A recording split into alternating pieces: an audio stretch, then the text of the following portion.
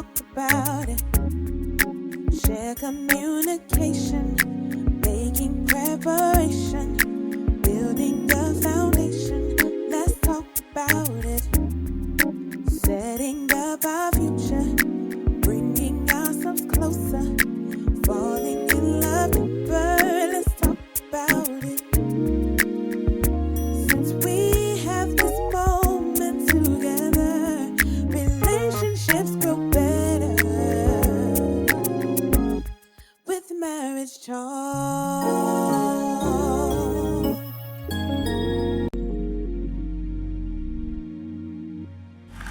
Well, good morning and welcome to Marriage Talk. Thank you so much for giving us the awesome privilege of being in your house, in your place of rest in Selah. This is Marriage Talk. I am Bishop Kim Brown. This is my ride or die for 30 years. She's been by my side, been helping me to become all that God has ordained. And we're grateful to have some singles and some people who want to share with us. And we've got people sitting in the audience. If you were watching, we had to end last Saturday.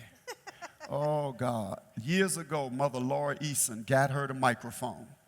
Because years ago, she didn't say anything in church. I didn't allow her to say anything in church. And one night in church meeting, Mother Laura Eason said, "Pastor, do you see the First Lady's hand?" I said, "Yes, ma'am." She said, "Well, she's a member of our church. Doesn't she get to talk?" And I said, "No, ma'am." I sure did. I said, "No, ma'am." She said, "Well, she's a member. That's not right." And we gave her that microphone that night, and Lord Jesus, I've been in trouble ever since. And so last Saturday, you saw we were talking about, I don't even know how we got there, because I had mentioned that a brother wants a woman who, got a little something. And then she kind of threw some shade at me, talked about my hand was empty when I came to the relationship, but it was tender.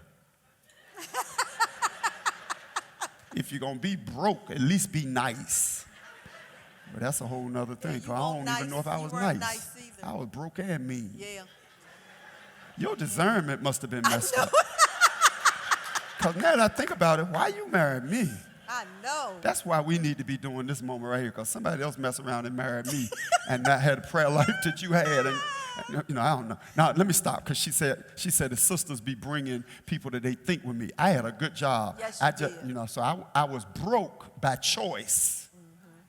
Mm-hmm. That's true. I was a hard worker, but I made good money. I just spent every dime I ever made, because I had been trained that if you got $1 left next payday, you did good. I ain't have no retirement, no savings. I had no checking account, no savings account. Right. But I was getting paid. I had my little side hustle too.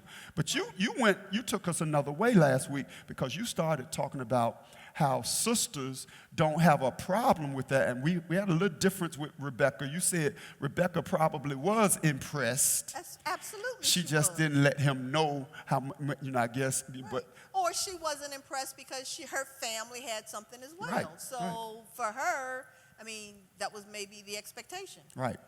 Right. So the reality is, a sister, if a woman is looking for marrying material in a man, you said it last week, and I agree, man got to be able to take care of you. I'm not. I understand what you're saying, but you said something about lifestyle. The statement I was making was that a woman wants a man. That's the desire. They want a man who can take care of them. I don't think don't anybody. Put pressure on him that it's got to be at this level, is what you said Absolutely, last week. because I'm going to make this statement, but it's really not a reality, and I don't understand that either. But I don't understand women who marry men who can't take care of them. So that statement was clear. To make the statement I made should be a common sense. Who is that guy that just got up and walked out? So my expectation is I am not going to be even entertaining a man who I don't believe can take care of me. And again, take care of me is relative, and I've already said I have to accept the standard of living for which he is able to accommodate me based on where he is, because it is not fair for a woman to put that kind of pressure, and I see that a lot on men to provide a different level of lifestyle than what they can produce. I don't think that's fair to the man either. But again, when we were talking about the money and who's doing what and who's providing what, I mean, I just think there are a lot of men who are looking just the other way now. They looking for the woman to come and take care of him. I mean, that's what we see now. No woman, I shouldn't say it this way. It does not make sense for you to marry a man that you're going to have to be a mother to. Absolutely. Absolutely. But I agree. There's a whole lot. Now, the other thing that you added, not last week, but I saw some of your notes. You said that not only should he be able to take care of you, relatively, but that he should have, has he held a job for 2 years? Oh, absolutely. Because when we take a look at, when we were talking about even you and working, right. You had been on that job for years. Yep. So we have men again who, that's right. I mean, so I know you are steady and you don't switch jobs every 30 days. Because the man don't like me. That's right. Or you quit because something is mad. That's correct. Right. So continuity on the job and how long they've been on the job and their work ethics, all of those are critical because this speaks to things like their character, their level of responsibility and accountability. If their supervisor makes them mad, are they going to quit and then look at you? Talking about who going to pay the rent? I mean, no, that's your job to figure that out. Right. And so, I need a man who can suck it up. And for the ladies, this is what we see. Now, correct me if I'm wrong, Elder. We see a whole lot of ladies. The affirmation in the church this year says, this year I'm not settling for less than God's best for me. Right. I see sisters be making excuses. Now, this brother ain't worked a set job for more than 4 months anywhere. And Bishop, you don't understand. He got a whole lot of pressure, and people get intimidated by him because he's so smart. He ain't smart enough to keep a job. He ain't that smart. But I see the sisters be making excuses. Well, this is, again, what I say to that. And I guess this is, again, one of my just standards for life. There are going to be guys who are broke. There are going to be guys can't keep a job. And for whatever reason, you want to marry them. Okay. Here's my standard for that. Marry them, but don't call us for counseling. You knew that going, because you knew when you married him. That's the piece I don't understand. Now you want counseling on why he can't keep a job when you knew he couldn't keep a job and you chose to marry him. Right. So the bottom line is this. When you marry him and you know what you got, you need to be accepting of what you knew you were marrying. Right. Because you cannot change the spots on a leopard. Leopards got spots? Leopard. Well, I don't know. Whoever. You know the point I'm trying to make. We will do a lot of things and then we want somebody else to fix it. Or we want them to change when you knew what you had. Right. Because the bottom line is this. Every man, every woman is not going to be perfect. There are going to be things you want to change about them. Absolutely. And so when you're looking at the whole package, you've got to decide these are the things that I can deal with. Hopefully they'll change. This is the statement you made on the show last week. You said you got to be accepting and understanding and understand what you got when you first get it. Absolutely. And so that's the piece I just don't understand. We make decisions and then we want to complain and ready to leave them and do a whole lot of things when you knew in the beginning that's what you... Well, we put this pressure on each other too. And I don't know if it's more women than men, but what happens is your sister married somebody that makes $300,000 a year. You married somebody that's got a good job, but he makes $40,000 a year, but it's a good job. Correct. She out there buying Lucci and Gucci and all this other stuff. You buying some stuff, but you can't shop with her. Or you are shopping with her, which is putting pressure on the relationship. But then you come home and say, "Why don't you take care of me the way he take care of my sister?" Well, he ain't making $300,000 a year. Correct. And then you mess with his male ego and get him all his self-esteem all bruised and all that. So I just think, but that's still see to me, I can handle the brother because everybody not gonna make the same amount of money. Absolutely, that's Does correct. he go to work? Absolutely. I don't understand the sisters that's marrying professional Xbox players. And I'm using professional sarcastically because there are professional Xbox players. Right. But he ain't that guy that's in Vegas somewhere sitting every day winning a $50,000 for playing. He's sitting on his mama's couch every day talking about the man, he can't get ahead. Well, the reason you can't get ahead is because when is it? You know, every time I go out there, they look at me and judge me. You know, the system is set up that black men can't do well. Why you want to marry that guy? And we can't beat up on the guys, because women, I got to say this to you. I'm supposed to be saying it from the woman's perspective as well. I know where you're going. Women, you can't just marry a man. Okay, let me make this statement. I believe the man should be willing to take care of you. I've already said all the parameters around that statement. But there are too many women, though, who are marrying for that particular reason. Y'all don't want to work, but you want to put the expectation on the husband. You know, you right, you know. Say it for the people in the back. Again, we have a lot of lazy men, but we have a lot of lazy women as well. You can't be a stay-home. This is probably going to be real bad. You want to stay home, not work, not cook, and not clean. Man, if you're going to stay home, I should not have to come home and step over stuff. I'm like That's coming correct. all in the house like this, and then I'm That eating is some correct. potted meat sandwiches and all this kind of. Brother, get some rotisserie chicken from the Absolutely. grocery store Absolutely. or something. Absolutely. Now, again. And the other part of the life, you can't be telling me you tired. Now, again, if your husband is happy with that, what did I say? What is my premise always? Well, hey, if it works for you, it works for it you. works for you. But don't come in here for counseling, right? Okay, so, you know, you've got Go to her house when she's single. That's right. Does she? Because here's the key. If her house dirty when she's single, it's going to be dirty when she's married. Well, most women will cook for their boyfriend, right? And so if she told you when y'all were dating that she don't cook and she always had you eating out, why are you mad when you get married that she still want to eat out and she doesn't cook? She told you she don't cook. She don't cook. And show up unannounced asking for dinner because it's probably her mama that's been cooking. But we got to go to the break. We got to go to the break. She don't know how to really Get fry there no early and chicken. see if she really cooking. Yeah, you got to get there early. You'll see her mama going out the back door. Her mama cook. She don't know nothing about cooking no fried chicken. That stuff gonna be half cooked, still pink inside when you get married. And there are some men who cook as well. So Yep, again, yep. we're not trying to be gender That ain't me, but sensitive some men do. because, there are some men that be throwing Yeah, I down. don't I throw be down. like, Look, we're gonna talk We about get now, that one. We're gonna take this commercial break. When I come back, I got a scripture out of Genesis 24, verse 15, that's gonna rock all of us up in here. We'll see you in just a few minutes. Until then, watch what's gonna come on the screen.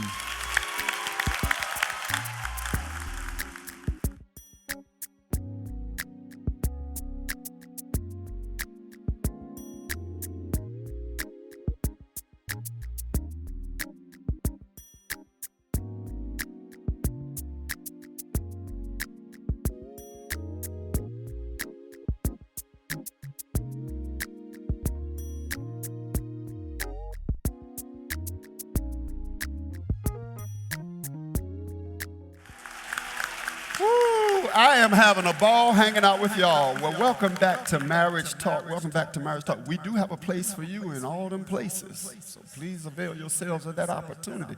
Now, ladies.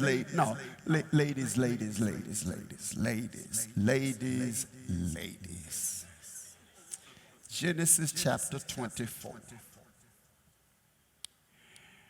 The Bible says in verse 15, before he had finished praying, he saw a young woman named Rebekah coming out.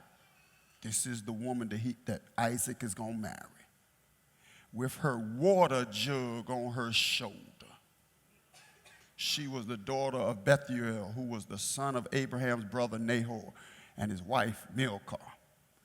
Brothers, why y'all be marrying sisters that can't carry a burden? I be watching Lifetime movies with Elder. The murderer man is in the house, getting ready to kill everybody in the crib. And the wife is over there in the corner. Ooh, don't Don't nobody, no, that ain't attractive right there. I need somebody. Now, I'm going to be the first one to step up. You know, you come in the house, but I need a sister that's over there behind the refrigerator with the frying pan saying, turn his head around the right way.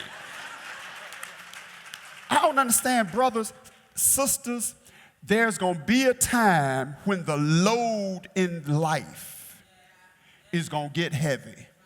Now, I know predominantly it is my responsibility as the man to carry the load, but it sure does help when you got a sister that will at least help carry some of the load. That brother saw her and said, I'm going to go old school Maynard Parker, my grandmama. He said, oh, that sister is toting water. So she's strong enough to tote. Now, you know, a brother, you know, it's not just working, but life is going to have pressure. The washing machine is going to break down. The car is going to be in an accident. Man, you got to ask yourself, you got to watch how the woman you are thinking about marrying handles crisis before you get married. Does she just fall apart? Is it just drama? I mean, now, I'm not saying, I know Elder, you know, she's strong. She was a single mom, so I know she's strong. Now, the flip side, I know where you're going to go. Brothers sometimes can't handle the sister that can carry the water. I can. Well, Bishop, again, okay, you get the 2 claps for that. No, I was just saying how many hold, no. Marriage Talk is my show. A brother ain't going out like that. Y'all give me more than 2 claps. Well, she told me, you get 2. It was almost like we in living color back in the day. 2 snaps and like. Well, Bishop, no, the point I was just really going to make, you kind of led me that way, and this is where I thought you were going, was that I think a lot of times, maybe depending on our age, when we're considering marriage, we don't even think about all that stuff. And I think that's the problem.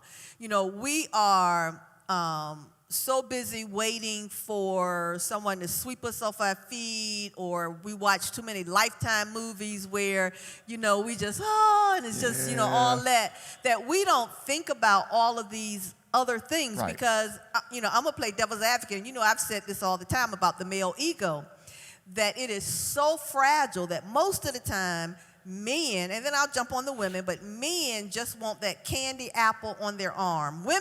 Women are raised, or it is shown on TV, be this cute, well put together figure, because that's who men want on their arm. You're not raised to try and come up with a career and be successful and be the boss and be all those things, because that's not who a man wants. A man wants a dumb blonde who just feeds their ego and lies to them and just makes them feel good, and they're the ones who get down the altar. So we don't think about, you know, all the other pieces. Right. And then when you flip that script, even, you know, for the woman to the man, it's the other way. That's why I think you got a lot of women who look to men to be that breadwinner, because we've been raised that we're supposed to be that weakling, just be on their arm, and they're going to take care of us for the rest of our lives. And then when that doesn't happen, you know, we're in counseling or we're devastated. Right, so I think culturally, we have to begin to educate ourselves and our children that marriage is about more than being candy apple on some man's arm and the man just being a sole provider regardless. I got you. Do what you want, but take care of the house. So how do we begin to educate singles to understand that doesn't sustain a marriage? It might get you the first date, right? But it's not something that's going to keep you married for 30 years. Right.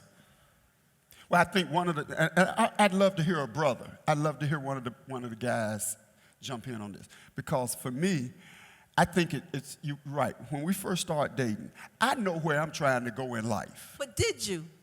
I mean, did you at 26? No, I didn't know this. Right. But I know I wanted to live well, and I knew the way I wanted to live, my wife was going to have to work. No, I ain't trying. No, I'm not saying, you know, in other words, I just knew the possibility of me being Alone. able to, by myself, earn enough to take me Right. where I saw myself in the future. Now, obviously, I ain't see pastoring Right, of I mega understand church what and all you're that. saying. Right. But I wasn't going to be broke, struggling. I wanted to drive a nice car and all that. I Right. knew I needed a partner Okay. that could not be just a stay-home mom. I got you. Now, if by the grace of God, something happened and we went there, I've never had an issue with my wife having to work. But in my Right. mindset, I knew I could not marry somebody who, and y'all excuse how I say this, who wasn't willing to hump. Right. I needed somebody that was willing to hump. Right. It won't no need for me to fool myself. And I'm just saying this to all the young shorties because the bedroom gets old. I don't care how good the bedroom is. When you feel like you don't, and this is both ways. Right. That's right. When you That's feel like right. that person that you are investing your life in is not bringing as much effort to the game as you are, it don't matter how good the bedroom is. I'm telling you right now, it's attractive to me. I'll be at home. This sister getting to the church before I get to the church. I'm the pastor. She humps. Now, on the other side, I think where you were going, I'm not going to marry somebody, and I don't think women should, or either of us should, who's not going to appreciate me humping. That's correct. That's You right. know I'm humping. Right. You see I'm humping. I'm bringing all I can to the partnership, just like you. Respect that and That's right. appreciate it Absolutely. and celebrate it. Correct. So treat me like a queen. Right now, one of the things that's really blowing my mind is, and this is another whole show. I'd love to hear the dialogue about this. Maybe we need to do this. What's going on with the royals? That this brother making a major statement now. He has put her Yes, first. sir. He didn't put her first. He said, I'm willing He to walk has away put from her all of first. this, move to another part of the world. Now, obviously, let me just say this. I don't think that brother is doing that just because it's physical. Right. I think that sister has shown him something that he's like, I trust her enough that I'm willing to meet her. I'm not going to let her put forth all this effort in our marriage and I not step my game up and put it there too. I think I see people marrying. We talk about unequally yoked. Right. Don't make that just spiritual. You are workaholic trying to make your dreams come true, and you marry somebody who's and watch this, who doesn't have the same level of dream that you have. So don't be mad at them because here it is, you see yourself with the 4-bedroom, white fence, 2-car garage. He see himself renting an apartment forever and he good. Ain't no need to be mad at him. He is not going to put forth the same effort that you going to put forth to get that house. Getting the house ain't major for him. And he's content once he got Absolutely. the apartment. So don't be Right. mad at him about that. I Right. think that the other thing is, and maybe we'll finish it next week, if we go to in the same chapter, Genesis 24, verse 18. Nobody ever sees this in Genesis 24, 18. When the man gets there, elder, he says, watch this. He says, my Lord, the sign is going to be that she's the right woman when I ask her for a drink of water. And she says, certainly, I'll help you with the drink of water. I hope next week we can spend some time dialoguing about both ways. I only want to make it just the women because it's men too. That's right. Why you marrying somebody that already shows you they got a stank attitude? Let me tell you something. If he treating you bad dating, what makes you think that's going to get better when you get married? If she treating you, and y'all respond when I say stank, but y'all know what I mean. It's Right. like he said, I don't care how she look. I'm going to ask her for some water and see what personality comes out of her when I ask her for some water. This sister right here, one of the most attractive things, and I want the brothers to hear this, one of the most attractive things about her is how she responded when my mother would treat her bad. This sister, now were we dating when you gave my mama the birthday party, or were we already married? Can't remember, it's 30 years ago. This sister gave my mom a surprise birthday party. To this day, that's etched in my mind because my mama had treated her nasty. And this sister sending out invitations to all my mother's girlfriends and all this, threw her a full-blown cake surprise birthday party. I'm like, and I'm going to come clean. I couldn't have done that for her daddy. Now, I'm not saying, no, he was nice to me. I'm saying if the shoe was the same, if her daddy had treated me the way in that season my mother had treated her, ain't no way I'm throwing him no birthday party. No, ain't no way. So I just want to make sure maybe we can talk about this next week, because he look at what he says. I'm not choosing her based upon how she looks. I'm not choosing her based upon what she had. He says, this will be the sign from God. If she says, certainly you can have some of my water. Watch how the potential spouse treats people, watch this, who have nothing of value for them. Why you marrying somebody who talks to the person in the store nasty? Because if they mistreating, I'm telling you stuff like, watch how they do homeless people. So we're gonna come in next week, we're going to talk about that. Look, we're out of time, but we're definitely not out of word. It has rolled. But thank you so much for hanging out with us. We know your life is better because today you had some marriage talk.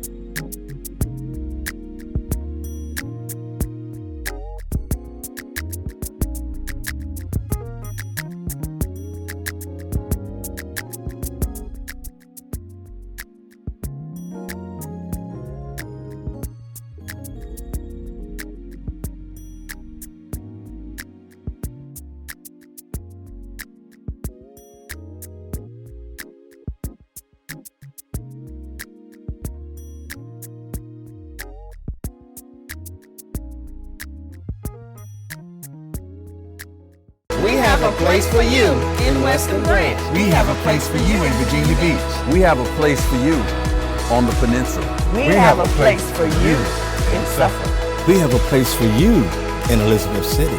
We have a place for you in Portsmouth. We have a place for you in Chesapeake.